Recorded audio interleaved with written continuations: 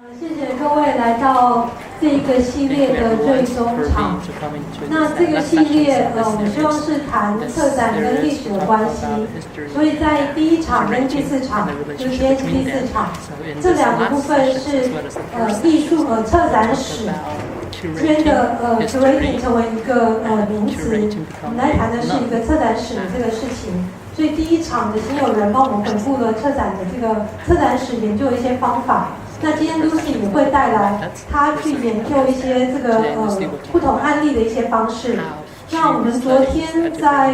北师美术馆的另外1场演讲里面，他把 After All 的这一系列的这个展览丛书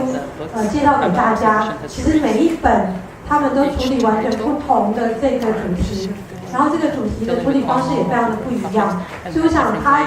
今天可以提供给我们一些怎么样去做这个展览史或者策展史的研究，其中一种方法。那中间的第2场跟第3场的话，是由刘鼎跟 Cosmin， 那他们2位都是策展人。他们讨论的反而是把这边的 curating 变成动词，变策展历史，就透过策展作为一种方法，去重新回看历史，给历史一个新的一个起点，或者一些新的切点，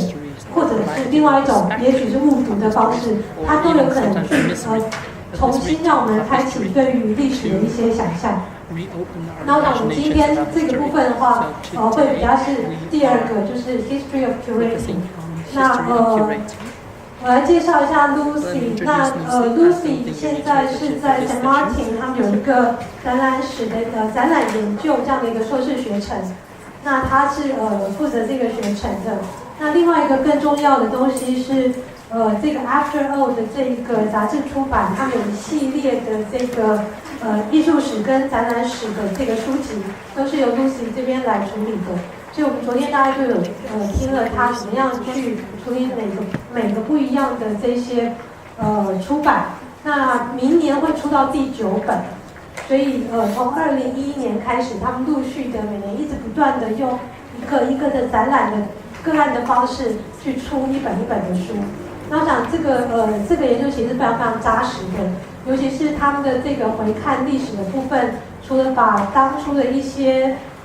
所有的资料，包括了图片，这个策展的论述，当初的这个报道，甚至一些草稿各方面这种第一手的这些资料收集起来之外，他们也会委托一些学者，在这么多年之后回看这个历史，所以他会有这种文章的这个部分，然后他们也会去 interview 过去的这些艺术家或者参与者。所以它等于是有过去的第一手资料，以及第2手资料，以及现在再回头去处理的事情。所以它的这个选集其实上是一个非常多元的，像昨天他所说的是一个多重声音的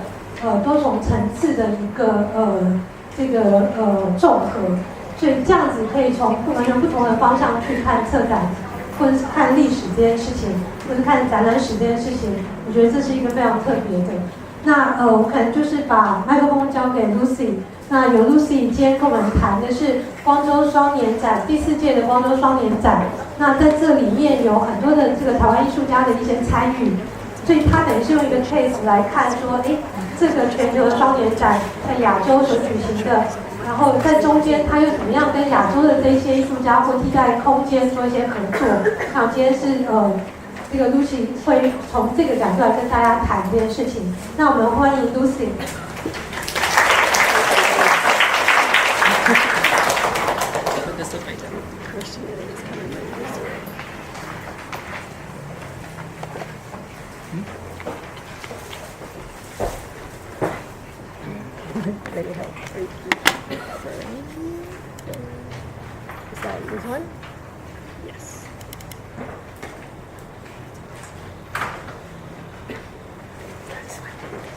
Right.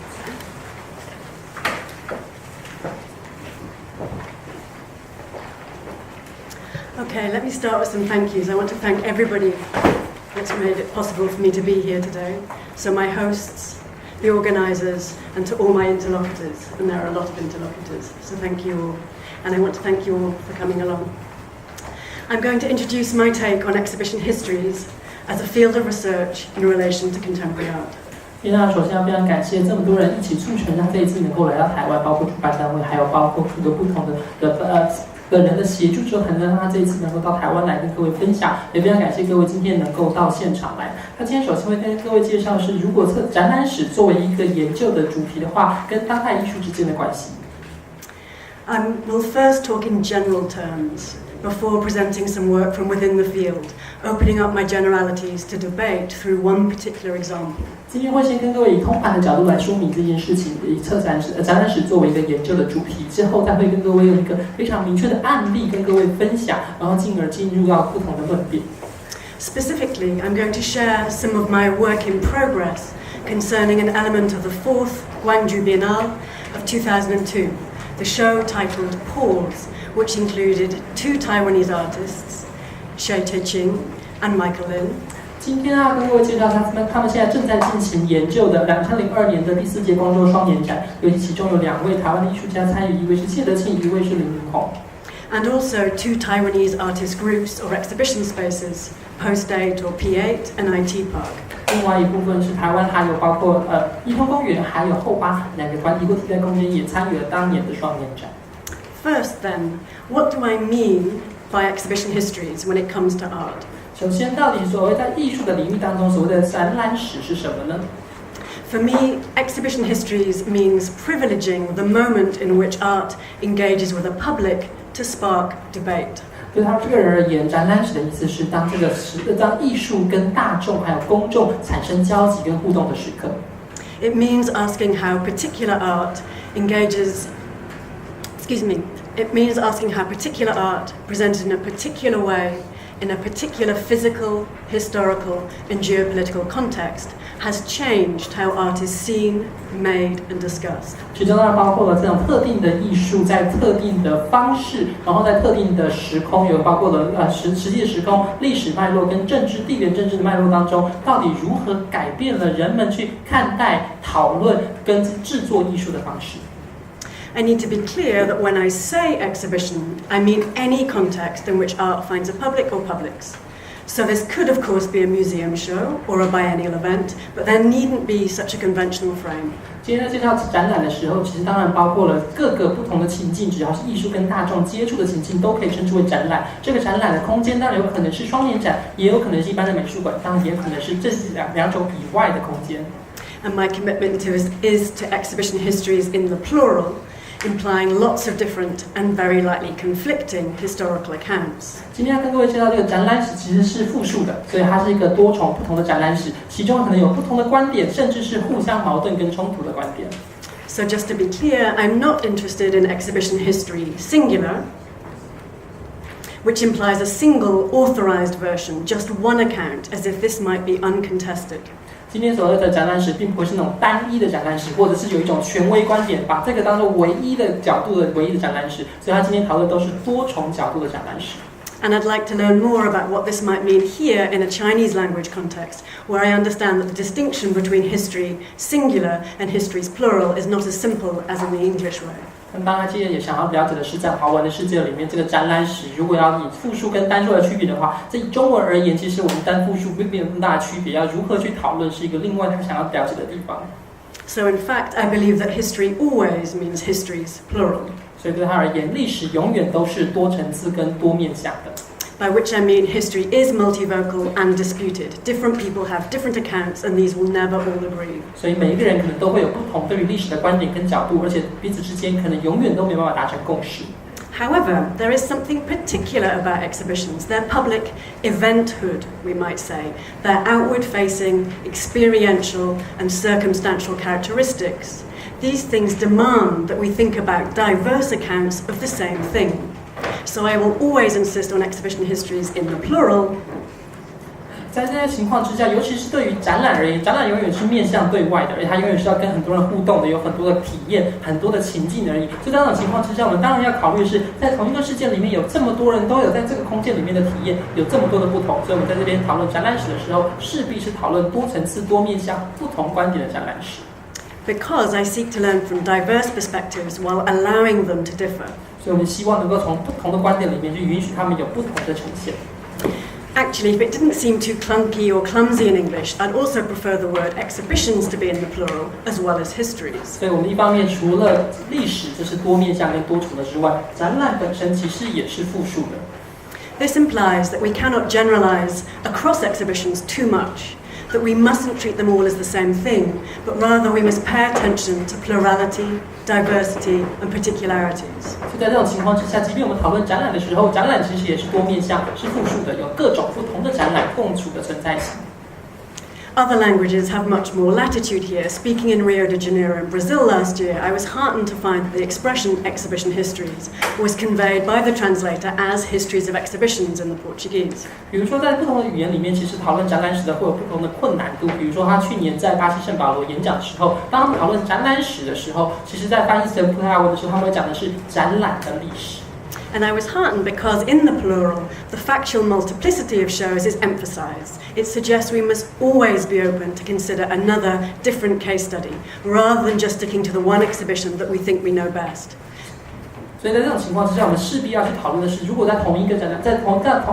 讨论展览的时候，每个人所想象跟每个人界定的展览可能都是不一样的，有不同的层面、不同的面向，所以他必须要以复数的层面来思考。In other words, there is no such thing as an exhibition canon. There are no so-called landmark shows that are unimpeachable or worth considering in isolation. 所以在这种情况之下，每个展览它都不应该是孤立独立存在的。来讨论的时候，可能要跟不同展览做对比，没有任何一个展览是应该被奉为圭臬而不可挑战的。Now, if you'll forgive me a little more insistence and clarification of precise terms, and I have to admit I'm an editor, so I'm very pedantic about words, I have to say I feel passionately about exhibition histories as a field rather than a discipline. 因为 Lucy 本人自己是编辑，所以他非常的强调这些字眼重要性，这些每个字都必须要说得非常清楚。他特别的强调的是，这个展览史的这个主题应该是要作为一项领域，而不是一个特定的学科。This means, simply put, that there are no fixed and unified rules of conduct. To be disciplined is to follow such rules, and these, I want to argue, don't apply within exhibition histories. 在这样的情况，一般我们讨论到学科的时候，他们都有固定跟特定的这些规则，必须要去遵循的法则或者是规章等等。可是他认为在讨论展览史的时候，他不应该被受限在这些固有或既定的法则当中。So the word field implies multiple ways of being, contrasting sets of rules, and also practice that breaks rules. 在这种情况之下，领域就显得更加的广泛，它里面可以包含各种不同的原则、方针，还有各种不同的方向并行在这样的空间当中。So I have to admit that exhibition histories is relatively recently recognized as a field of research, so it's easy to say that no norms, no fixed and unified set of rules have yet become entrenched. 当然，在这种情况之下，其实展览史是一个比较晚近才生成的领域，或者是研究方向跟主题。所以在这样的历史、这样的背景之下，当然我们要去讨论展览史的时候，它就并没有这么太多的一些固定或者是这些成就的窠臼在当中。But I feel passionately about maintaining exhibition histories as a wide and eclectic field rather than seeking to establish it as a narrowly defined discipline. 所以在这种情况下，Lucy 还是希望未来讨论展览史的时候，能够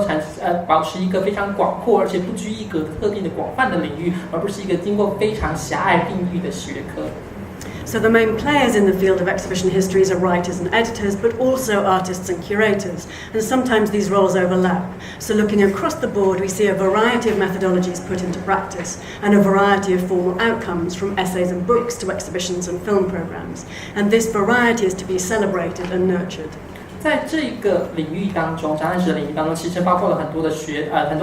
作家、编辑，也包括很多的艺术家跟策展人。有时候这些角色当然会重叠，他们可能会有重复一人分饰多角的情况，而且在这样的过程当中，其实还会产出各种不同的实践、各种不同的作品或产品，可能包括了各种的书籍、专文，甚至是展览跟这些录像等等。我觉得这些多元性都应该值得珍惜。So as Pei kindly already mentioned, I work for After All Art Research Centre in London, and these are the 8 titles to date in the exhibition history series of books that After All has produced. 在今天一开始的时候，佩老师曾经提到过，他也在这个After All 这个艺术研究中心里面任职。他们现在目前针对展览史已经出版了一系列，在后面中8本不同的书籍，都跟展览史有关系。Each book takes a theme in contemporary art and then closely analyses past exhibitions as case studies in order to both clarify and complicate that theme. 每一本专书其实都是针对特定的某一个主题，他们针对特定的展览作为一个案例研究，然后进而试图去一方面去厘清某些问题，也试图把这些某些问题能够凸显出来，进一步的阐述。So, for instance, these are the 3 books that tackle issues that are most pertinent or relevant to the case study that I'll be looking at with you tonight. 比如说这3本书是今天我们要跟各位介绍跟这个主题最有关联的3本。In other words, the case studies at issue in these 3 books are all like the 4th Gwangju Biennale of 2002, which I'll be coming on to in a moment. These all tackle globalization. They're all curated international exhibitions with ambitions to showcase and indeed to shape worldwide art production. 在这3本书其实都跟我们今天要介绍的2002年的第4届光州双年展一样，它都试图去呈现一个全球的艺术的场域跟全球艺术的面貌，也试图要透过这个方式去呈现出世界各地不同的艺术产制的成果。Each book in After All's Exhibition History series is multivocal, involving many authors, bringing together archival texts and several that are newly commissioned. 在这个每一本书当中，其实我们刚才都提到，跟佩老师刚才说的一样，它是具有多重的声音，有多重的面向，所以除了有这些历史的记录之外，也有很多的专文跟专书。Each gives space to curatorial intention or recollection, but equally to artistic experience and reflection, and at the same time to independent critical analysis by more than one writer. 第一方面，其实有包括收集了很多过去历史的资料之外，同时也有一些新的反思跟新的回顾，在当下的历史脉络之下，当下的情境之下去思考，到底在这样的独立的他们也同时作为一个独立的角色，去以批判的观点去分析这些的展览，在展览史当中到底产生了什么样的影响力。Moreover, at the heart of each book, the image section plays its own vital role, attempting to do some sort of justice to the visuospatial and temporal experience of the art in the show. 当然，他们也透过在这个专书里面收集了很多的影像素材，希望透过这样的方式之后，让很多人即便没有办法亲临现场，还是可以去回顾跟观看这些作品当时在展览当中呈现的样貌。At After All, we try to rethink what exhibition histories might be every time we make a book, or indeed when we make a microsite online, as we're currently doing for one particular exhibition. So even if all these books look the same from their covers, please believe me that inside they're not the same in their treatment. Each book is written and illustrated, assembled and designed in a way that responds to the case study or case studies at issue. I feel strongly that even within this ongoing book series, exhibition histories may take myriad forms, or rather that it must, if it's to respond appropriately to the complexity of a particular exhibition event. 他们在每次制作这一系列专书的时候，各位虽然看到他们看起来的封面看起来都长得差不多，可是每一次在处理每一个主题、每一个展览的时候，他们都采用不同的策略、不同角度跟不同的观点，所以其实每一本书他们在书写的方式、呈现的方式都有很大的不同。而且我们也相信，在未来的这个系列不断的继续出版的过程当中，还是会采取非常多元的形式跟多元的观点。其中有些部分的展览，他们现在也开始做一些比较小型的网站，透过这种网站的方式，让各位能够以不同的途径来了解跟观看或回溯这些展览。By advocating for exhibition histories in particular as a field of inquiry, I admit I am actively countering the related rise of curatorial studies. There are overlaps between exhibition histories and curatorial studies, for sure, but I want to insist on the difference of emphasis. I want our focus to be on art in the public moment and not on the agency, or more often than not, the curatorial personage claiming responsibility for making that art public. 在之前我们讨论在尤其是强调这个所谓的展览史当中的时候，当然某部分而言，他们势必会跟现在的策展研究之间有一些对立，或者是有些没有办法完全重叠的地方。这两者之间当然会有一些交集的地方，也当然会有一些类似性。可是，在展览史当中，他们非常强调的是，当艺术进入了公共的场域，或者艺术跟公共开始接触的那个时刻，而并不是比如说策展人特定的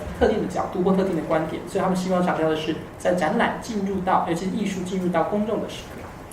I worry that curatorial studies all too frequently slips into curatorial hagiography, celebrating a small group of star curators at the expense of serious critical examination of how art operates and what it changes. It is this critical examination that I care about, and seek to advocate through exhibition histories. 因为在现在很多的策展研究当中，他们其实都有一个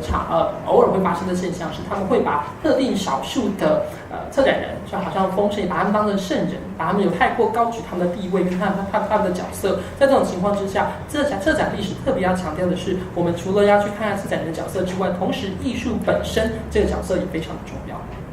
I want to argue that the critical examination of exhibition histories is distinct from conventional art history, which has a disciplinarity, a long-standing European, turned North American, turned worldwide tradition that I believe needs destabilizing. 在这个过程当中，策展史其实也要去颠覆，或者是要去挑战过去这个展览他们所发生或者是发展的演进。过去可能是以欧洲为主，后来慢慢的转向到了美国，慢慢再拓展到世界。这样的历程也是我们在研究展览史的时候不能忽视的过程。In my own past writings, I've characterized this attempt to destabilize art history through exhibition histories by drawing on the notion of minor literature as proposed by the French philosophers Gilles Deleuze and Félix Guattari in their 1975 celebration of the writings of Franz Kafka. 所以在过程里面，我们希望能够去颠覆过去的这个展览史的这个观看角度跟过程。同时，我们要举例的话，就是比如说我们在这个所谓的少数文学这个主题或者这个的概念呢，其实它1975年的时候，这两位法国的作者他们所强调，他们在去歌颂卡夫卡的文学作品的时候所提出的少数文学的概念。And I'm not going to say much more about that here now, but if you're interested, you can read more in published essays. So I wrote an essay for the Pink Book up here, and that appears in English, and it exists in translation in this issue of ACT. 所以今天我们不会跟各位深究这个主题，不过各位有兴趣的话，如果想看英文版原版的话，在左侧这本书当中，如果看成翻译成中文版内容的话，在 ACT 的第64集里面可以找得到。Just to summarize then, my argument is that exhibition histories operates as a minor language within the major language of art history. 在整体而言，他当初所强调的角度是展览史这个领域，它其实作为一种少数的语言，它其实少数语言在操作的空间里面，它是在这种多数语言，也就是艺术史或者是这样的多数的场域当中所进行操作的少数语言。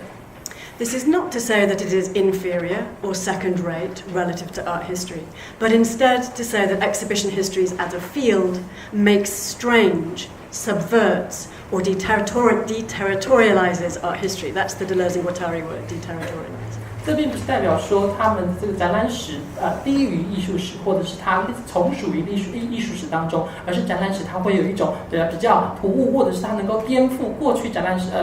艺术史的既定成规的模式跟方法。And I just wonder about the phenomenon of Taiwanese little theatre in this context. Might the little of little theatre, as it existed in Taipei from the late 70s into the 90s, might the little in that context mean something similar to the minor of Deleuze and Guattari's minor literature? 比如说，我们现在如果去想象一下台湾的情境的时候，台湾在70年代到90年代，其实有很多的小剧场。小剧场里面这个小字，其实就好像这刚才提到这个少数文学里面的少数一样，它并不是表示它比较低层次，或者它比较它的品质没有那么高，而是它在一个不同的情境里面，它在多数的环境当中所操作的一个少数的状态。So I think I'm going to cut the next bit of text because I don't really want to read at you all evening. It doesn't make for a very conducive evening. So this is a summary slide where I kind of outline the history, really, of exhibition histories, if you'll forgive me. So it started off as a totally unknown field, and then it gets named by Claire Bishop as an art historical subgenre. And then, more recently, I was in a conference where somebody actually, a delegate, said this for me. I did not say this myself. They suggested that art history was in fact a subgenre of exhibition histories. 这个是展览，今天不会跟各位详述这其中的内容，不过这只是一个给各位其中几项参考。如果各位有兴趣的话，都可以进一步去了解。其实展览史这个概念其实是非常晚期才慢慢生成的领域。这个过程一开始，他们认为展览史是一种书写艺术史的方式，或者是后来克勒比舍在第二块当中，他曾提到，他认为展览史是隶属于艺术史的一个次文类，但是后来在最近的时候，在一场研讨会上面，其中有人甚至提出了，这艺术史其实是展览史的次文类，所以这个展览史跟艺术史的关系不断在转变跟不断在变换当中。So just to say, it's Claire Bishop calling exhibition histories a subgenre of art history is what made me think through a minor literature. I was so angry at her calling it a subgenre of art history. We had a little spat in the pages of our forum. It was quite petty. I don't urge you to go and read it. But it's that made me think through, why is it not a subgenre? And then I came up with the minor literatures, Friedrich Teil. 所以一开始是因为Claire Bishop 他提到说，他认为展览史是艺术史的次领域或次文类的时候，让 Lucy 有非常深刻的反思，说这为什么还是会有一个次文类或者次领域呢？所以他因此会有更多的论辩，甚至跟 Bishop 之间有很多的交锋等等，让他也开始慢慢去强调展览史本身作为跟艺术史不同的关系。But I think we have to look at the bottom of this slide. If somebody is already saying that art history is a subgenre of exhibition histories, then we have to ask what happens when a minor literature becomes major. 如果现在已经开始有人主张，或有人提倡，或者有人认为，那艺术史其实是展览史的次文类的情况之下，那我们要去思考的是，如果当未来少数文学变成了多数文学的时候，情况是否会翻转？那或者是这个情况会发生什么样的变化？ Okay, let's turn to our specific exhibition and look at some specific works of art.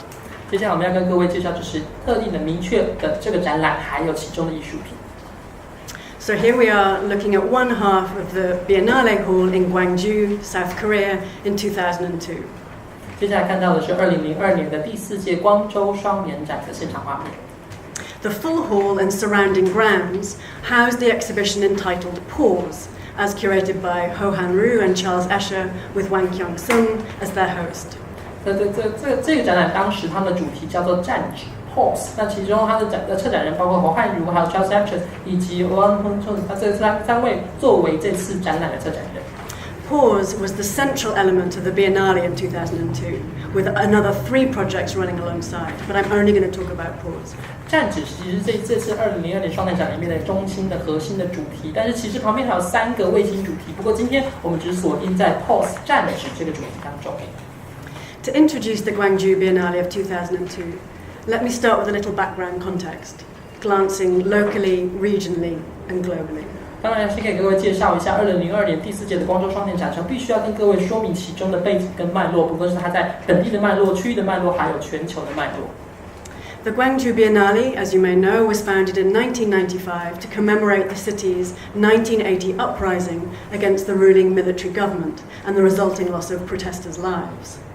在这个光州双年展，其实当时在1995年成立的时候，是为了要去纪念1980年代在韩国这个地方有很多的民主的示威运动跟反抗运动，后来这些民主人士或者是这些示威人士遭到了政府的无情军事镇压，造成很多人命的伤亡。It was a cultural beneficiary of the South Korean economic boom of the early 1990s, and it was used to signal the end of authoritarian rule, while building on a long-standing national tradition of radical and experimental art. 在这个过程里面，这个双年展之所以能够成立，其实要归功于1990年代韩国的经济起飞，还有经济繁荣发展，让很多人也透过这个双年展去特别去标示出现在韩国已经脱离了独裁政权统治，同时试图去建立一个他们在这个历史或者在艺术的发展当中强调的是激进而且实验性的艺术。It's now well established as an important biennial art event on a worldwide stage, a stage that might well be said to be overpopulated. However, the Gwangju Biennale remains closely connected to the history of human rights and the pro-democracy movement in South Korea, while carrying very specific civic pride. In other words, it carries particular local and national significance. 当然，现在在全球的双年展的领域当中，光州双年展都扮演非常重要的角色。而且是即便现在全球有这么多不同的双年展，可是光州双年展还是依然保有它特别的特殊定位，因为它非常的强调跟关注人权的历史，还有跟民主有关系的在韩国的民主运动等等。所以在这种情况之下，它其实还是有非常特定的区域还有国家的这些重要性。The 4th edition of the Biennale in 2002 was the second to inhabit the new purpose-built exhibition hall, which you can see here. 在各位看到这个场馆，其实是他们在后来专门为了双年展所新建的场馆，而这个第4届其实是从第3届开始，这个双年展就在这个现在目前各位看到的场馆里面举行。It was the first Gwangju edition to have a central exhibition curated by invited international curators. 当然，这个也是第一次光州双年展邀请了国际策展人作为中心主要展览的尝试。So Charles Escher was then the director of the Museum Centre for Contemporary Art in Malmö, Sweden, an institution whose exhibition programme he radically rethought during his tenure. And Ho Han Rue was invited first before Escher. He had extensive biennial experience, perhaps most well known at the time for curating the third Shanghai Biennale of 2000. 在这个展览当中，其实有2位非常来自国际的策展人，一个是 Charles Escher， 他本来是来自于瑞典马尔默的这个当代艺术中心的策展人。他其实他在这个当代艺术中心的任内，其实颠覆了很多他们过去这个当代艺术中心的实践，还有策展的模式。那另外一位策展人其实是侯汉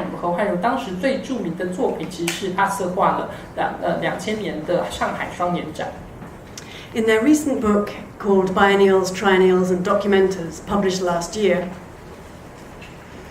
Anthony Gardner and Charles Green describe Hu Hanru's Shanghai Biennial of 2002 as, quote, foregrounding the globalization and connectivity of the international art world. 在Anthony Gardner 还有 Charles Green 他们去年所出版这本书叫做《双年展、3年展以及文件展》这本书当中，他们特别去描述了侯汉儒当时在2000年的上海双年展当中，他其实特别凸显出了在现在这个世界里面的全球化的过程，还有彼此之间互相连结的情况。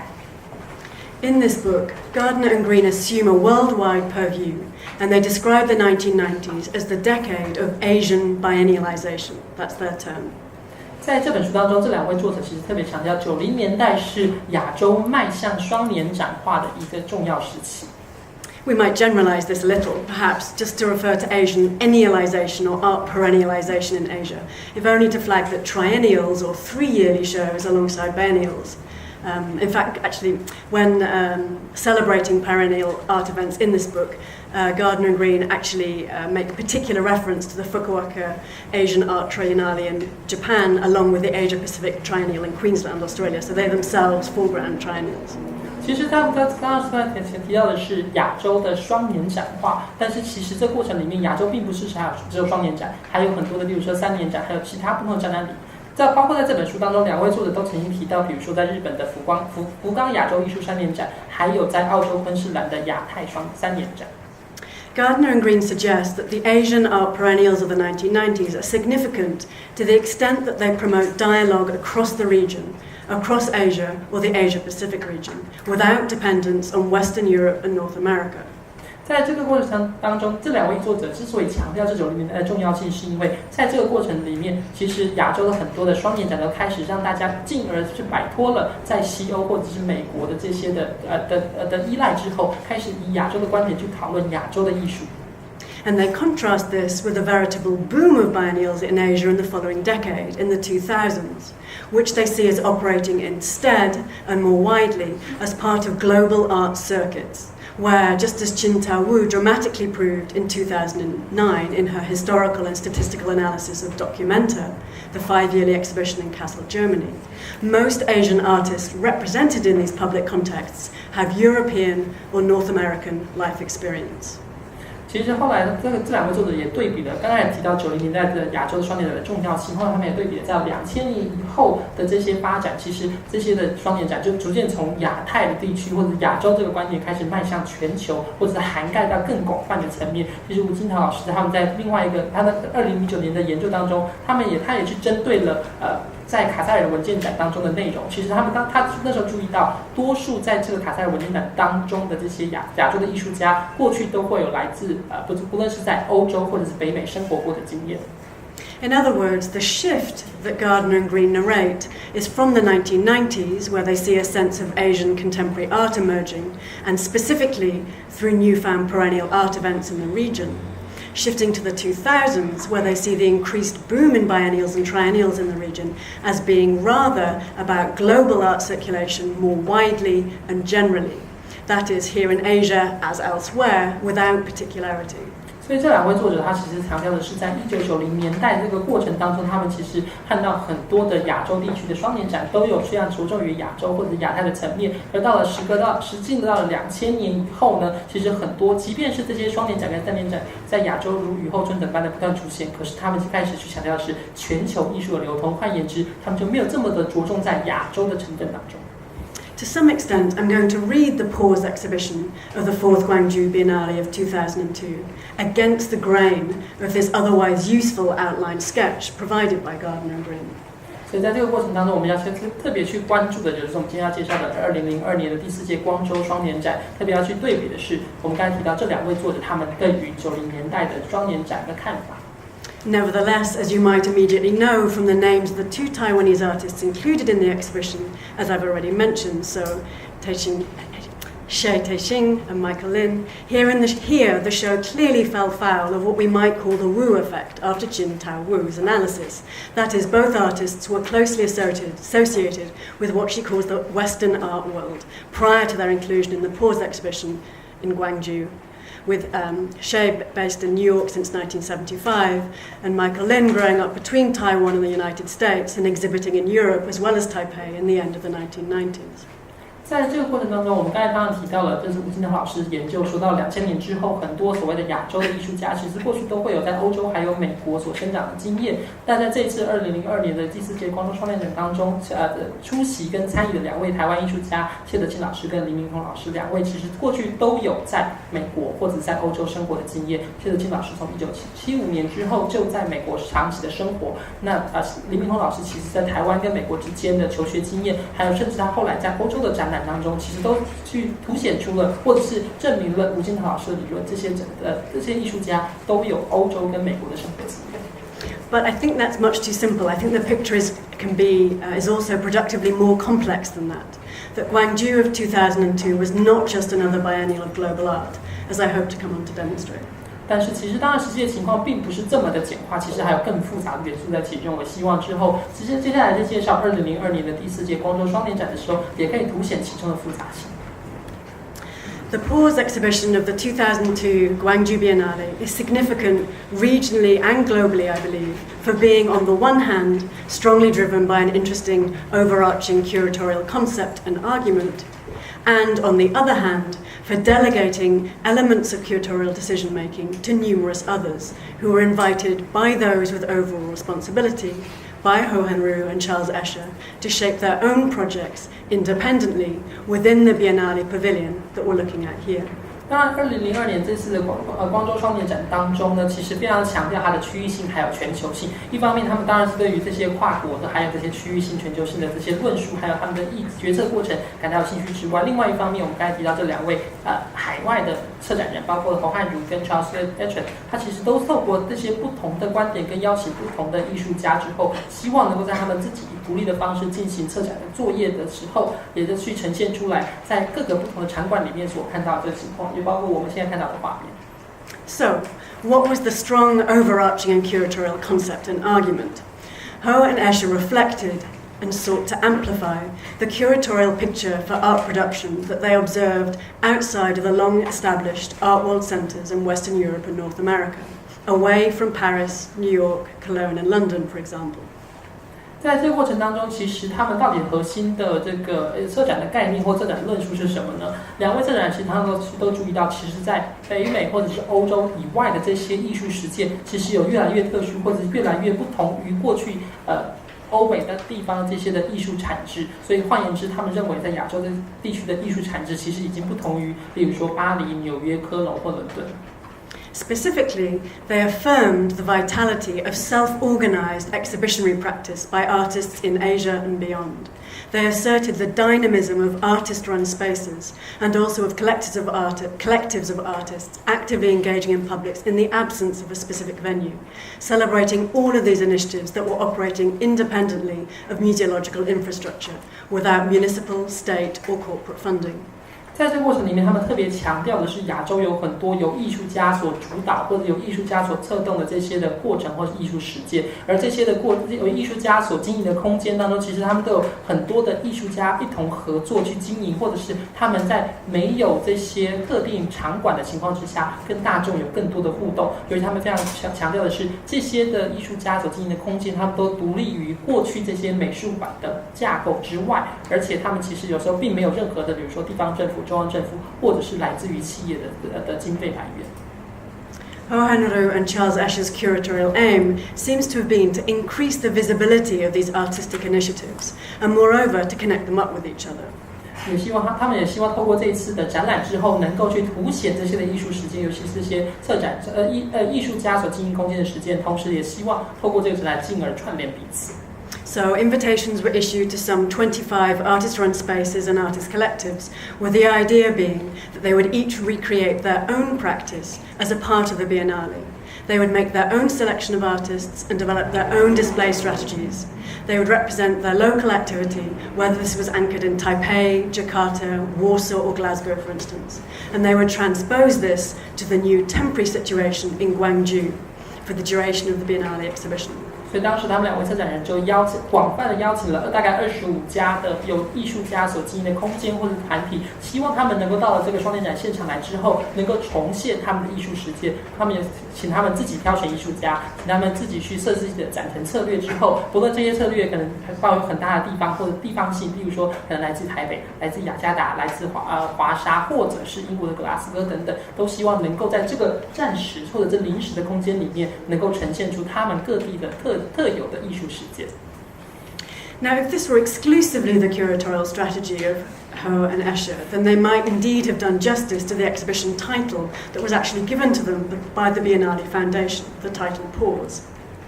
在这个过程当中，如果他们就完全针对这样的目标然后去呈现的话，其实呢也能够呼应了我们在今天提到，在2002年的光州双年展当中，他们的主题暂止。Pause was suggested by artist Baek Hee-so with the intention of encouraging an antidote to the hyperactivity already typical of biennials around the world,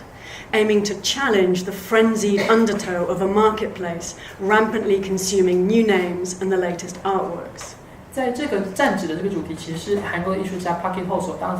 当时提出的概念。他希望我们现在看到，在这个市场运作当中，这么多的双年展不断在快速的运行，都希望能够去凸显最新的作品，或者去呈现出最新锐的艺术家。其实他希望能够在这个过程里面有暂止的机会。But the curators also invited a large number of international artists to exhibit on an individual basis. So not as part of the collective artistic initiatives just described, but more in keeping with regular curatorial practice for biennials. 除了这两位策展人，除了去邀请刚才提到这些的艺术空间，还有这些艺术团体之外，其实他们也邀请了不少的这些国际的艺术家。这些国际艺术家，他们就是国际艺术家，就是以比较倾向于过去传统双年展的方式去呈现出来。And while the integration of the work by these individual artists within the exhibition architecture overall was interestingly experimental, as we'll come on to see, the net effect of the exhibition in its entirety was far from offering the respite from biennial energy overload that the show's title suggested it might. 其实我们接下来看到几个过程当中，他们都试图把这些国际的艺术家，还有这些艺术空间并成或者是融合在一起。而这个过程里面，虽然他希望能够去创造这个暂止的机会或暂止的空间，但其实他们还是寄居了很多的能量，然后同时在这个地方并成。In a way, the whole exhibition was about exhibiting the hecticness of life in the 21st century of urbanization. And I'm not making a big point here, I just don't want you to take from the title Pause the idea that this was a sort of quiet show. It absolutely wasn't. 所以其实我们现在想到这个展览的主题叫做暂止，可它并不是一个非常静态或者非常沉闷的展览，反之它其实是去特别凸显出了在21世纪人类社会所面临这种各种匆促、慌张还有匆忙的过程。Okay, very soon we're going to take a break from my presentation. I'm going to stop reading from these notes and we're going to look at some images together. We're going to look at images more informally, some images inside this biennial pavilion. And as I've flagged, we're going to look very particularly at the Taiwanese contribution to this exhibition. 那接下来我们就要给各位看一系列的图片跟照片，这里面都呈现出了在2002年光州双年展当中，尤其是来自于台湾的艺术家还有艺术团体。And we're going to look at these contributions in this particular order, which is the order that you would have encountered them at the time. That is, if you went into the biennial, you've encountered them on this path. If you're following the conventional path of the biennial, you'd see them in this order. 所以接下来这介绍的这个的顺序，其实是来自于他们。如果各位当时走进这个场馆之后的，如果依照一般的参展的动线的时候，你会依照这个顺序陆续的先后看到这几位艺术家还有艺術團體的作品。So I have to admit there's no way that I can present polished arguments at this point for you today. My research is very much in development, and there are several people in the city who have already been incredibly generous this week in helping me with my research, and some here tonight. They know much more about what we're going to be looking at than me, and I'm hoping they will jump in and correct me or respond more generally at the end. 当然，他这边在强调的是，他目前进行这个研究还在进行当中，所以他并不是通盘的完全了解这个展览当时的过程。他在过去这个礼拜当中，其实也获得了很多来自台北跟台湾的很多的专家的协助，所以很多的专家今天也在现场。如果之后还有任何错误的地方，都欢迎各位提出。Just to say, I do have a conclusion to read out at the end, in which I try and explain how I think exhibition histories as a field, as I've set it out, should respond to the Gwangju Biennale of 2002. But we can skip that bit if the chatting is easier to take in and looking at images is more interesting. 他其实今天还特别在最后准备了一段结论，这个结论是展览史如何作为一项领域，而如何去对照2002年的光州双年展。不过他在过程当中，我们其实会有很多可以互动跟讨论的机会。如果讨论非常热烈跟非常顺畅的话，他其实也可以略过这个结论不讲。Okay, so we're going to go and look at IT Park. We're going in through this blue doorway, and we're going right to the back of the first gallery space on the ground floor. 所以各位如果想象一下自己走进这个蓝色大门之后呢，看到第一个展厅的最后面，第一个展厅的最底部，就会看到一通公园所策划的展览。So the first thing I have to do is apologize for the image quality. The IT Park website has the most amazing images of this exhibition. As a historian of exhibitions, it's a most amazing resource. There's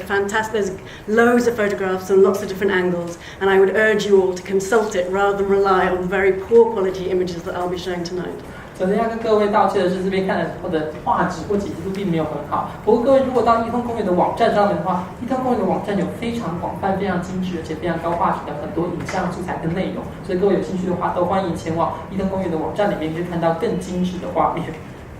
So IT Park were invited to reconstruct their space here in Taipei architecturally within the exhibition hall as part of the curatorial strategy for the show.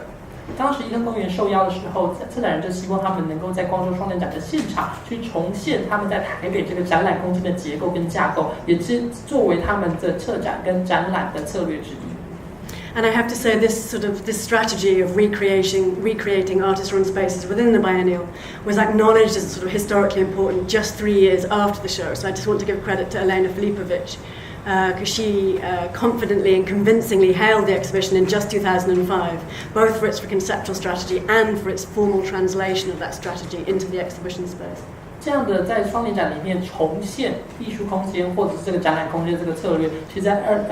时隔3年之后，2005年的时候 ，Elena Filipovic 就曾经这样的强调这样的重要性，或者是这样的做法，在艺术史或展览史当中去呈现这样重现这些艺术空间的重要性，还有他们同时能够作为概念的策略，以及同时作为一种转译的方式。 So the architecture that we're looking at is a design presented by Chi Ti Nan, who is part of, I'm not quite sure of the detail, I will be corrected, part of IT Park. And what he did was really very clever. Here it is from the other side. And what he did was, if we're looking here at IT Park as it exists on 3 stories, and all 3 are above ground level. 在这边看到这个展场空间设计，其实是季田南老师所设计的作品。但各位看到，如果看一通公园的所在位置的话，它其实是一个3层楼的建筑物，都在地面上。Now, I think these projections were produced by his students, but they show what is a very clever solution to how to exhibit on one ground a building that exists on three floors. 这个应该是季田南老师他的学生所做的这个投影，这个的设计的作品。那当时季田南老师他们就要去想办法，在平面的空间里面去呈现出3层楼的空间。So effectively, a building on 3 floors was rebuilt on 1 floor, generating this space. So if you don't recognize it as the IT part that you know from Taipei, it's because it's been transposed onto a single level, and extra entry points have been added on all sides. 所以各位如果看到现在这个画面，如果各位熟悉一通公园的空间，但是看到这个画面觉得看起来有点陌生的话，那是因为他们试图在平面的空间里面去结合，去呈现出3层楼所可以呈现的空间，所以有不同的进入点。So having come up with that design for the recreated space, there were 8 exhibition spaces, and 8 artists, 8 IT Park artists exhibited within the white cubes constructed. And this was described at the time in various digital ways, but one of the ways it was suggested was a kind of virtual reality version of the space here in Taipei. 所以在这个空间里面，他们一方面他们可以说用一种类似像虚拟实境的方式去呈现或重现出在台北的空间，同时这里面也展出了8位来自一通公园的艺术家的作品。So as I understand it, it was a very deliberate attempt to make museological a space that was acknowledged to have a very different and very particular ambience here in the actual IT park. 所以他们也透过他们的策展策略跟展陈策略之后，试图去呈现，当然跟目前我们在 IT 公园里面所看一通公园里面所看到的空间有很不同的氛围。And how did they decide which artists to exhibit? They did what they called a sampling. They took their recent exhibition history, each of the solo shows that had happened recently, each one of those artists took one of the 8 spaces that you can see here. 所以他们当时采用的方式是类似像抽样的方式。这8位艺术家都在当时的时间的不久之前，曾经举办过群展或者是个展。他们就从这些群展个展当中去抽取出特定的样本作品当中之后呢，放进这空间里面的8个区块里面。So looking from this angle, you can see 2 artists in the foreground, and I've just dropped the names of the artists that you can't see because I wanted you to have all the names of all the participating artists. So there's 4 of the names of the participating artists, and there are the other 4. 所以这个画面上当中有8位艺术家的名字的英文拼音。如果各位一时间读不出来的话，包括王俊杰、顾世勇、朱家华、陈慧乔、庄普、洪宏志、袁广明跟陈顺主。Thank you. And you can also see that the sort of history of the space is added to the wall. So you can just see at the bottom here it says something like started in November 1988. IT Park is now almost 14 years old. So the space also tells its own history. 这个展览空间当中底下很多的文字的记录，一方面他们也去告诉当时的观众说他们这个空间的历史，就包括说一通公园是在1988年成立的，目前至今已经将近14年的时间。Now, I can't push my analysis of this installation much more because I'm here doing the research and I'm only just coming to know the artists who are represented in this exhibition. But I did notice that what's very particular at the images that I'm looking at is that there's sort of a domestic game playing between the different installations. So here we see a bed and there's a dog. And if we go back, you can see some dice which look like pebbles, and there's a lily like a plant. So there's some sort of suggestion. There's a family living here. It's not just artist installation. There's a very smart and playful reference to this collective of artists being like a family. 在这个过程当中，其实可以看到这些不同的展品。我其实Lucy刚刚开始进行相关研究之后，他才意识到跟认识到，其实他们当时在摆放展品的时候有这样的一个策略，比如跟他们有一只狗或者有一张床，还有很多的骰子放在地面上，好像是碎石的路一样。当时他希望呈现的是这8位艺术家其实并不只是展示他们的作品而已，他们就好像一家人真正住在这个地方。So for me, if I was going to analyse this exhibition, what I want to do is ask what's shown alongside and what relationships are made. And I've just, this is an image we've looked at already, but I've added the title of another exhibition space which is shown behind IT Park. And this is a space I know well because it's in the UK, it's called Transmission and it's based in Glasgow. 所以他们之后如果要去研究这一次这个展览，尤其一通公园这个展览的时候，他们就好奇的是，比如说他们彼此之间的展品的关系是什么，当时怎么样去挑选这些展品的。而如果看到这个空间的话，后方这个看起来像是棕色的空间，其实是来自英国格拉斯哥的另外一个空间所策划的展览。And actually, I think it's a very nice comparison because this space was set up in the same era. It was set up in the 1980s, and their treatment of the treatment of the space was the same. It was very much a white cube recreation of a white cube space back home. This is what Transmission looks like in Glasgow, and this is how it appears in the Gwangju Biennale, right next to IT Park. 当时在一通公园旁边这个展览空间，来自于格拉斯哥的 Transmission， 他们也是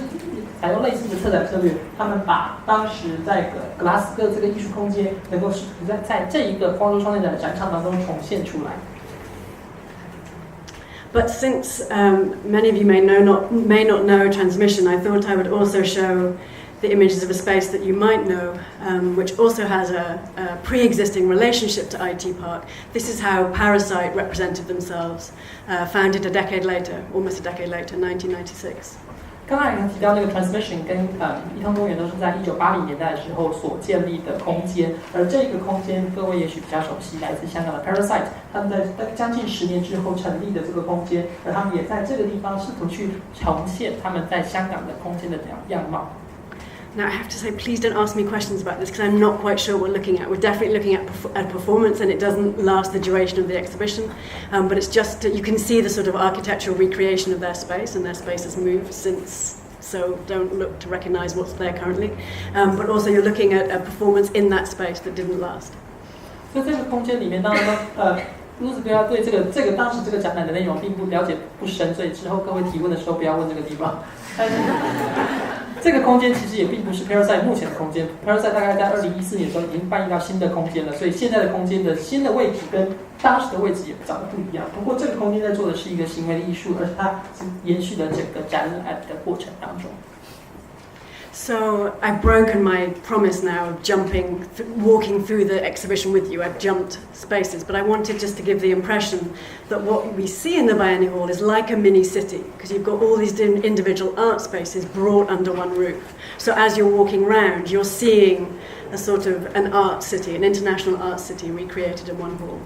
在这个展览空间里面，我们刚才提到，它就好像是一个艺术城市一样，这么多不同的艺术家的空间在这个地方同时并存跟呈现。所以，当你穿梭在其中的时候，就看到世界各地不同的艺术家所主导的空间，在这个地方连接跟并存之后，好像一座城市一样。Okay, we're going to go and look at the work of Michael Lin next, which was the next Taiwanese contribution you see as you're moving through the space. This was upstairs in the gallery above IT Park.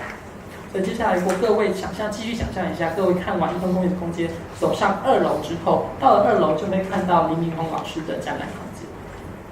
So this is actually the image on the left-hand side is taken from the catalogue. There were 2 catalogues for the show, one brought out before the exhibition opened and one documenting the show came out after the exhibition opened. And the image on the left is a photograph taken from that second catalogue. 这个展览双年展其实总共后来出了2本图录，一本图录是在展览开幕之前所记录的画面跟记录的画面跟记录的内容，另外一本的图录呢，第2本图录是后来这个展览开展之后他们所拍摄的各种画面，而左边各位看到的这张照片是来自于第2本图录，也就是展览开展之后所做的记录。And what's really lovely about this image, it's the only image that I've seen that shows this, is it shows the Michael Lin's contribution in use. You can see it's an office space, it's the curatorial office space, and Michael Lin collaborated with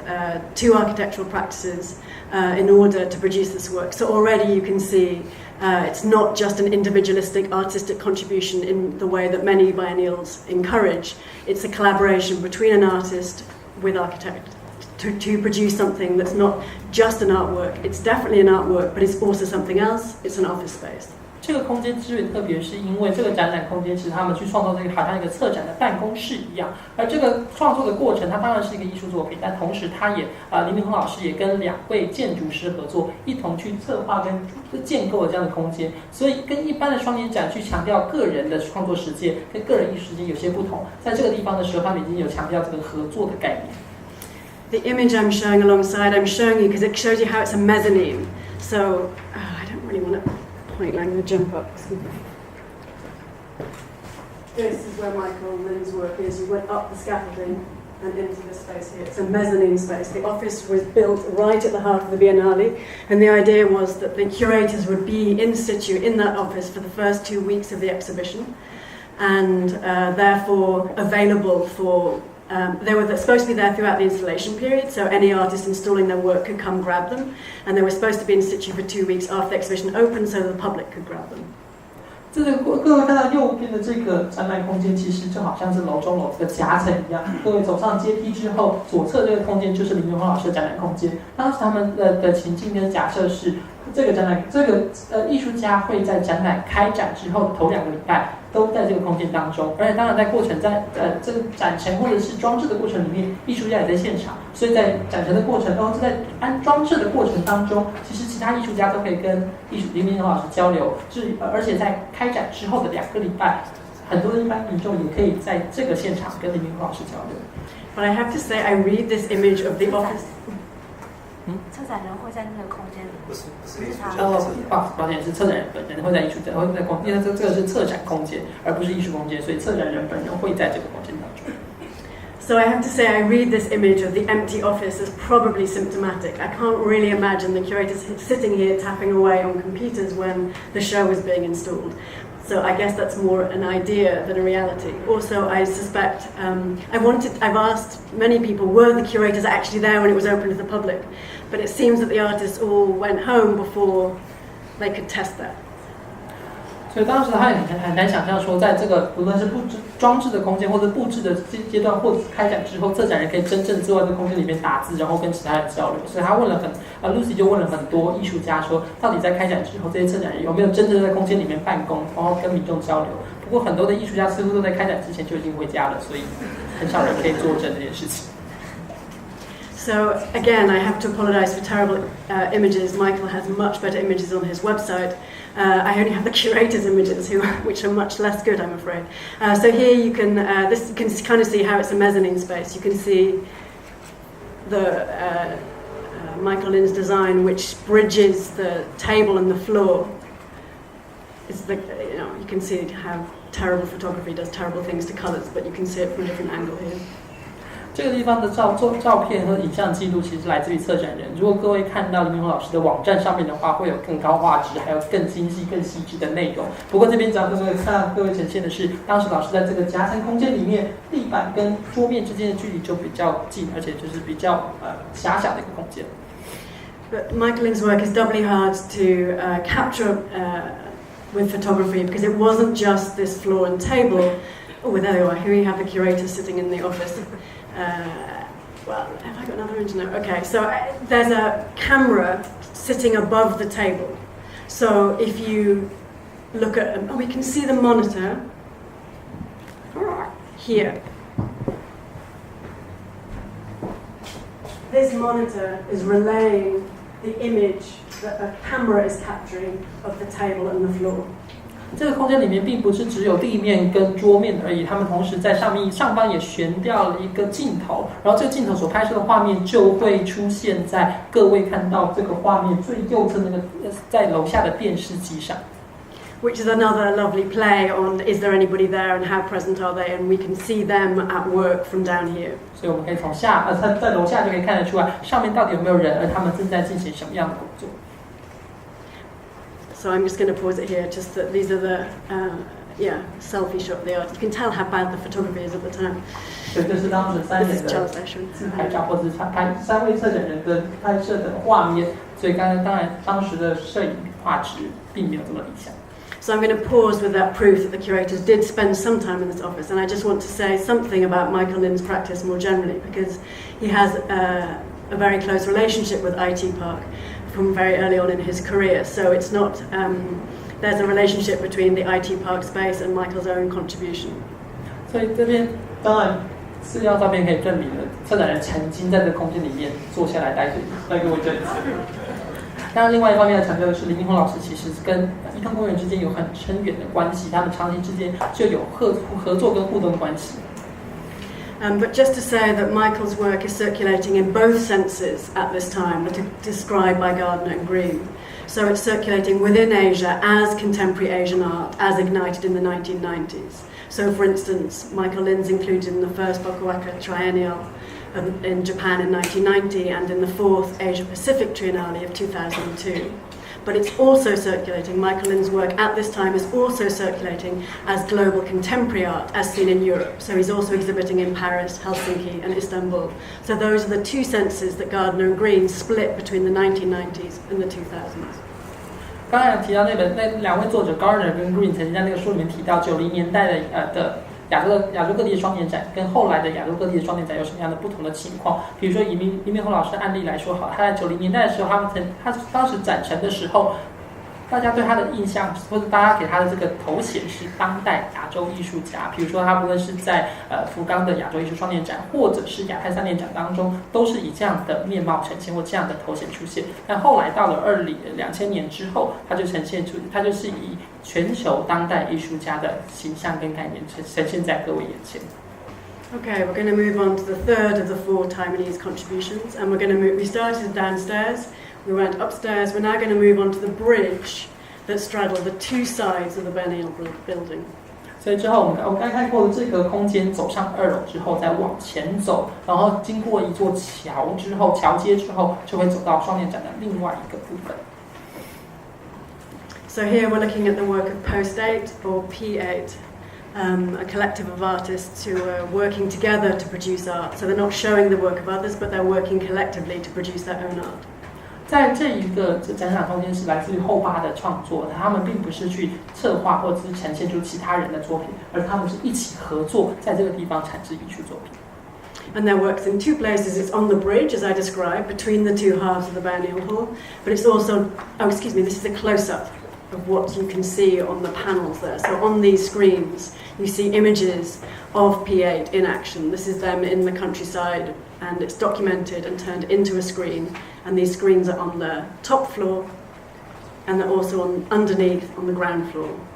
在这个地方，后8其实总共有2个展览的空间，一个部分是刚才看到这个桥接2个双年展空间的这个桥接的地方，他们有一系列的屏风上面就记录他们比如走到深山荒野之外，然后再进行实际的艺术实践的过程。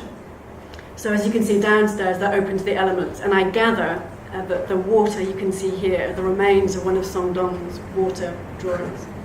所以在这个地方还有在户外的空间一样有他们的作品，而地面上那个水渍呢，其实是宋冬当时的艺术创作留下来的水渍。So just to say, like Michael Lin, P8 have a relationship to IT Park. They had a show there in the summer of 2000. But unlike Michael Lin, they're not exhibiting outside Taiwan at this point. So they have a sort of productive in-between status. They're not an artist-run space, nor are they an individual who's circulating in global circuits. 所以当然后8跟伊东公园之间也有合作关系，有过去曾经在伊东公园展出的经验。不过后8跟林明峰老师的情况不一样，是当时后8只有在台湾进行创作跟展览，并没有像林明峰老师在世界各地都有展出的经验。所以后8的情况跟独立的艺术家不同，也跟这个艺术经营空间的状况有些不一样的地方。And just to say, for the 3rd time, the artists themselves have much better photographs. It's always, actually this is one of theirs. This is a curatorial photograph, and these 2 are both some of the many much better photographs taken by the artists themselves. If I've learned one thing from exhibition histories, it's that artists take the best photographs of their work in situ. 因为很重要，所以要讲3次，在第3次再强调一次，艺术家本人有更好画质的作品跟影像记录可以提供给各位。Okay, we're going to go and look at the work of Xie Teixing.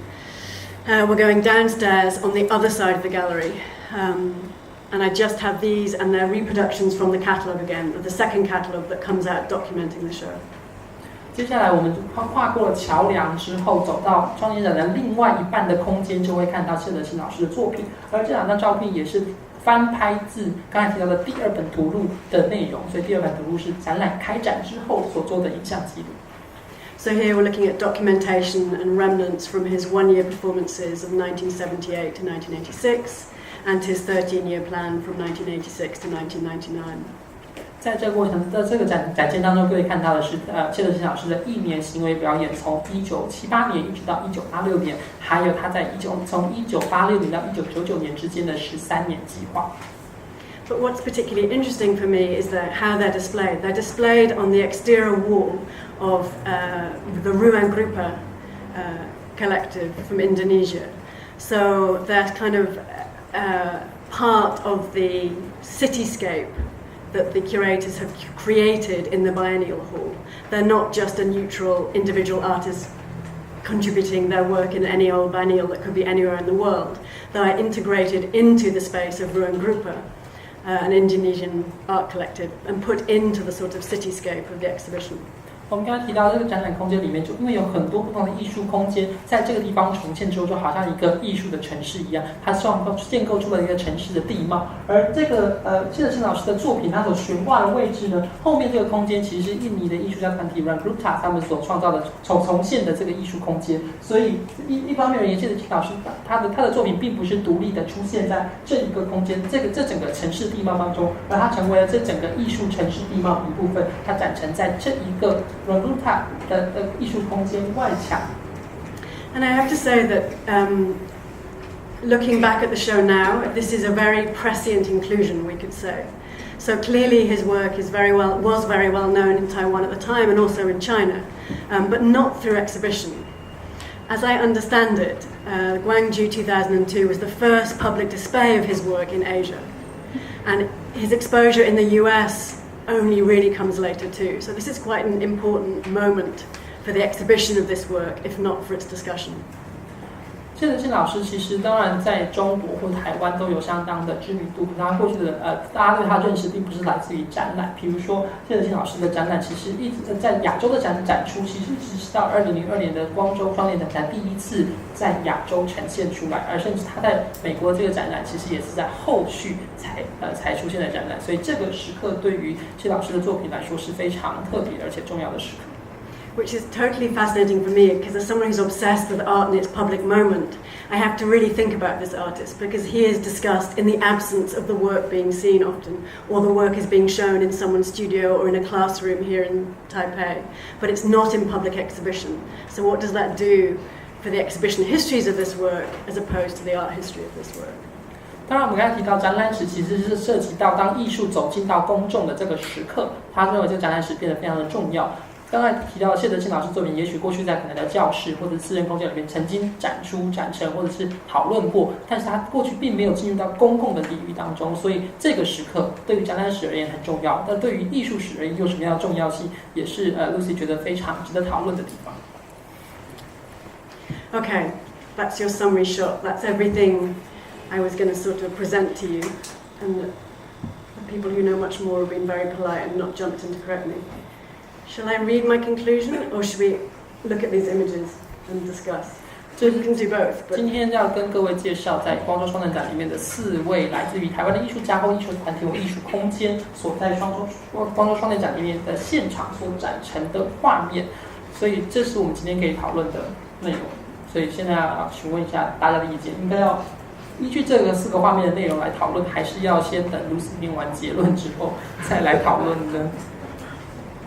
？Translate the answer.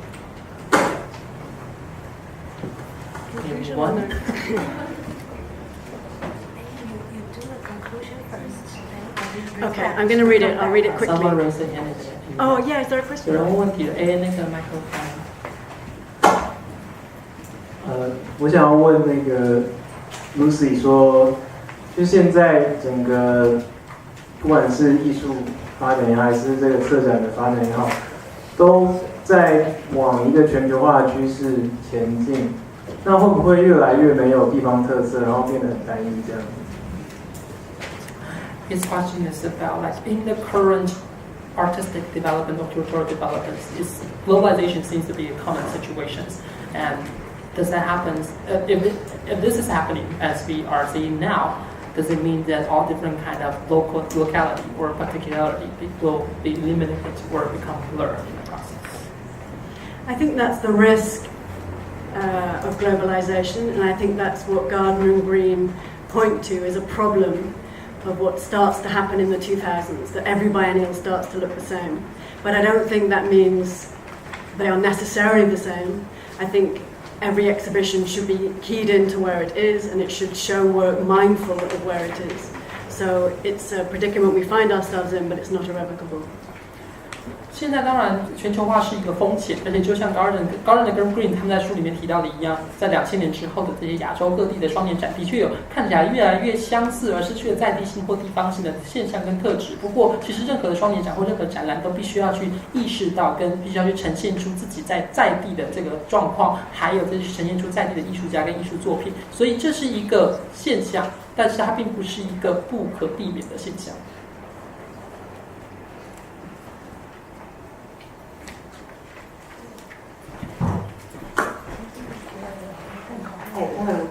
my question is about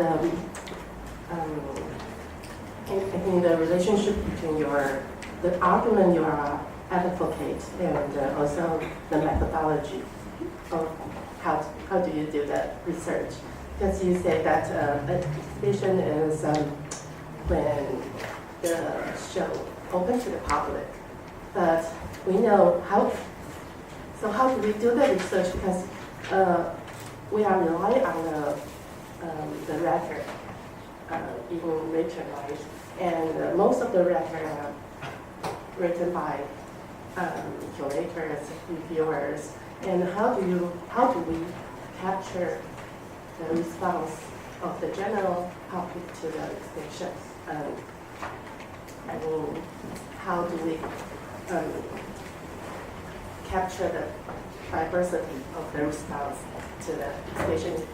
That's the argument we are going for. Yeah, I think that's a great question, but you've also answered it. So there is no single public. There is nobody who can sum up exactly what the public reception is. All we can do is map some different positions to map the diversity of responses that were felt. So all we can do is consult people, interview them, find the difference of opinion, and represent that difference of opinion. 我们在做这展览历史的时候，刚才Lucy提到的是艺术要进入到大众的场域的时候，这个展览史变得非常重要，而且也是展览史我们要进行研究的地方。但是很多的时候，我们都仰赖其实是二手资料，也就是二手的影像记录，或者是来自于策展人或者是艺评的这些的他们的记录或他们的说法。这种情况之下，我们要怎么样去呈现出这些观众反应或者是各界反应的多元性的？那露丝提到的是，其实这个问题一方面您也回答了您的问题，因为这并没有一个单一的角度或单一的观点，所以我们要做的事情是透过不同的访谈、不同的咨询去了解各个不同的观点和切入的角度，同时把它并成跟并置在这个画面中，让大家知道这个展览史或者是这个展览其实有不同的想法跟不同的角度可以切入。So all the questions about exhibition histories as such, which I love. But I am going to now read my conclusion because it comes back to that and tries to apply it to this exhibition case study. I thought all your questions would be about the case study. Okay, so in conclusion, I want to recap some of the general things that I said about exhibition histories in the first part of my presentation. And I'd like to revisit how we might apply these concerns to the specific case study that we've now briefly looked at. 所以很高兴各位的问题都跟展览史有关系。他本来以为各位的问题都可能会跟光州双年展有关，所以他现在要趁这个机会要跟各位念一下他的今天演讲的结论，然后之后我们可以继续讨论有关于展览史的问题。那今天他特别强调的是，我们一开始曾经提到过，我们会在特定的方式以特定的艺术品，然后在特定的时空、历史、政治、地缘政治的脉络之下，去看待到底这些的展览如何影响艺术它被产制、观看还有讨论的方式。First, what has the art that we've looked at shown in this particular way, in this particular physical, historical, and geopolitical context? What has it changed? 所以这样的过程，在这样的思维当中，我们去看待这个展览的时候，它到底是用什么样的艺术品，用什么样特定的方式，在什么样的时空环境当中去讨论这些改变这些艺术的思维模式呢？ And my suggestion in reply could be summarized like this. It changed figure-ground relations. While highlighting individual practices, it also as much or even more highlighted the background of collective artistic practices, that is, the self-organized spaces that may nurture individual artists, but which also crucially do something else too in developing and sustaining a local artistic milieu that speaks transnationally to other artistic situations elsewhere in the world. 在这个展览里面，它其实非常特别的一点是在于它改变了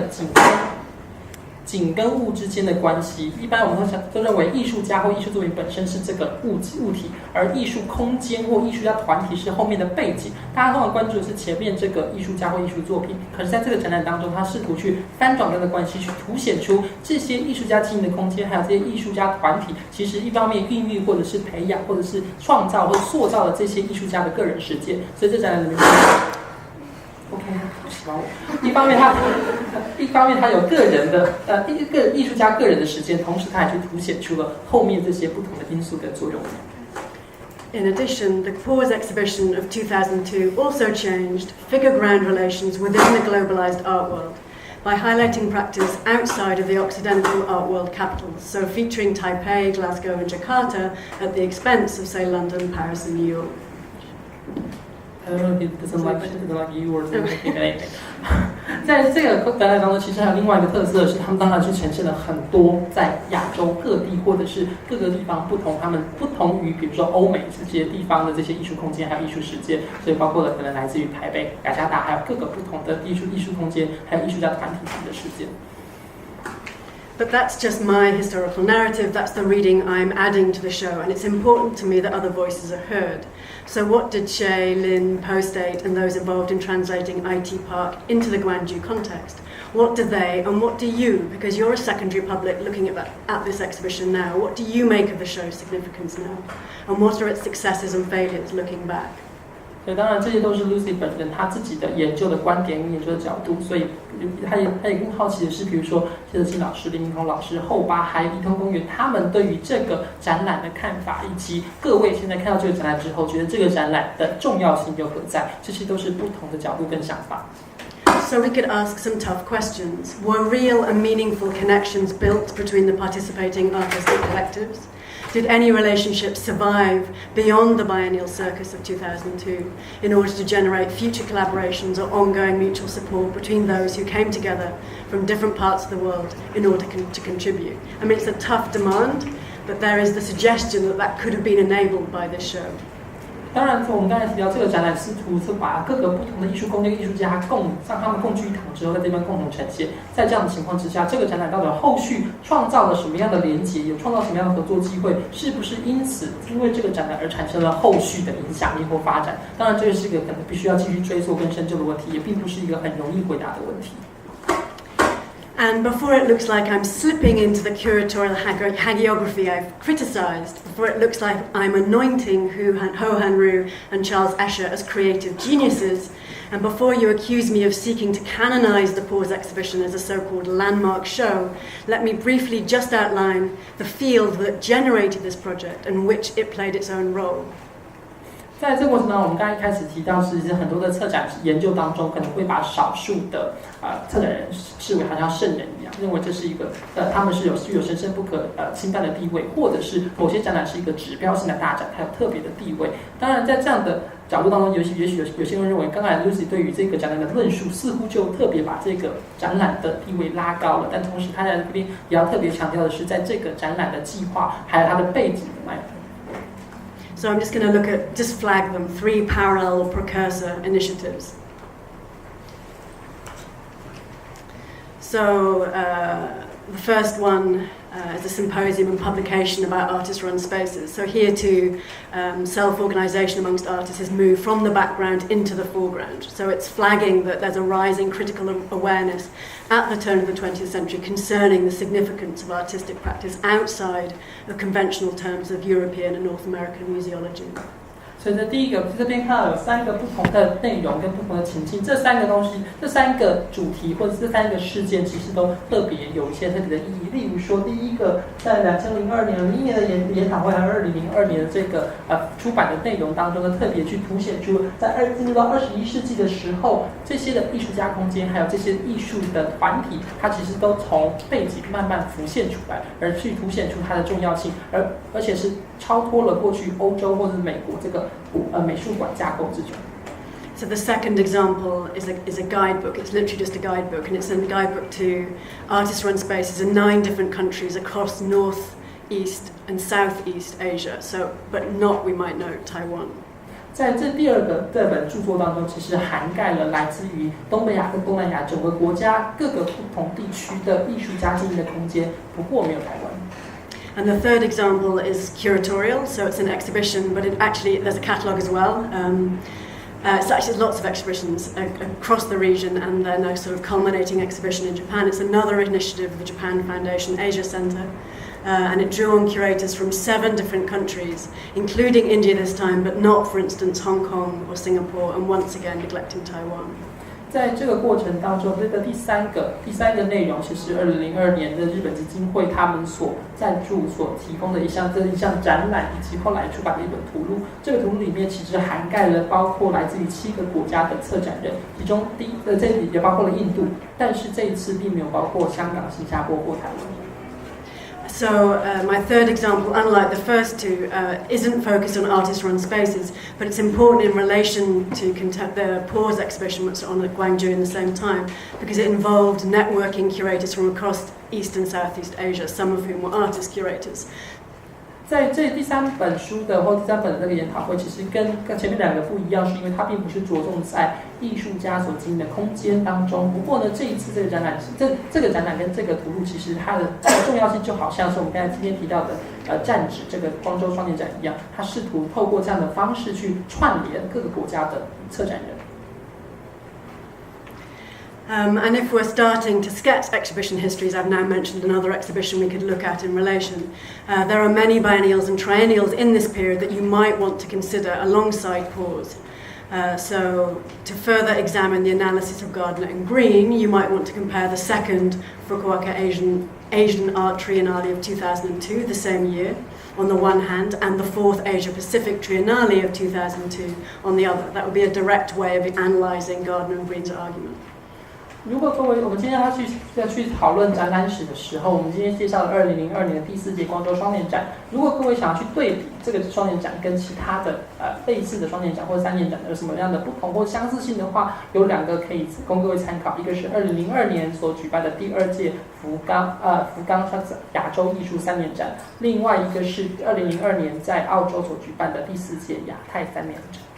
Or, opening up to some of the many other global art events in the region at the time, you might want to investigate the 3rd edition of the biennial here in Taipei, as curated by Jie Qi, Jason Wang and Bata Meyomari, or the 1st edition of the Busan Biennale, or the 4th Shanghai Biennale, both also in 2002, or indeed the 1st edition of the Guangzhou Triennale, starting the following year in 2003. I'm not expecting you to take this detail, I'm just trying to indicate how many other biennials there are out there that you might want to compare this to. 所以我们接下来还有另外几个也可以供各位参考的这些双年展。所以这其实有很多值得对比的内容，包括了第3届的台北双年展，还有第1届的釜山双年展，第4届的上海双年展。这几个展览都是在2002年所举办的，另外一个还有是在隔年举办的第1届的广州3年展。Or, with a European focus, you might want to situate the Gwangju project in relation to Okui and Weizor's Documenta 11, which was opened just after Pause had closed, or to juxtapose it in between Harold Zeman's Venice Biennale of 2001 and Francisco Bonami's ensuing edition of the same art event in 2003. I think that would be an interesting exercise. 如果各位要去对比欧洲的状况的话，其实可以去对比的是包括第11届的卡塞尔文件展。这个展览的开幕的时间刚好就在光州双年展即将要闭幕的时候，或者是2001年的威尼斯双年展，又或者是2003年的威尼斯双年展。But if drawing any of these curatorial contrasts, I would urge a close reading of how art in these different contexts operated differently. The one thought I want to close with is this. Whatever the field might become, exhibition histories must never lose sight of the art that gives it purpose. Thank you. 在今天我们做了这么多的策展对比当中，我们最后要特别强调的是，如果各位要去阅读或者是去理解这些的双年展跟3年展的情境的话，一定要去试图去认识到到底这些的艺术是如何在不同的情境里面运作的。而到最后，我也希望跟各位强调的是，展览史这一个领域，不管未来如何的去变化，它还是要去强调在这个当中所存在的艺术作品。谢谢各位。